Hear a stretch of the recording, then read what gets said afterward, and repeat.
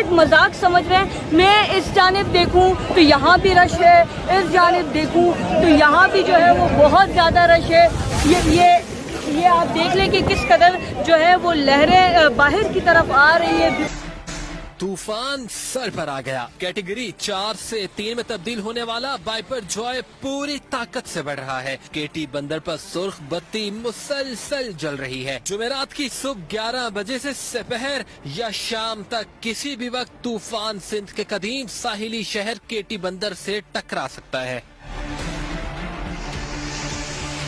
8 से 12 फीट ऊंची लहरों के साथ आने वाले तूफान का फासला अगरचे केटी बंदर से बढ़ गया, लेकिन खतरा टला नहीं। तूफान के मरकज में 180 किलोमीटर फी घंटा की रफ्तार से हवाएं भी चल रही हैं। वाइपर जॉय से जाती, खारो छान और शाह बंदर के इलाके खतरे की जिद में हैं। बदीन और ठट्टा की साहिली बस्तियों से चलने वाली तेज हवाओं ने हाई ट्रांसमिशन लाइन के पोल गिरा डाले।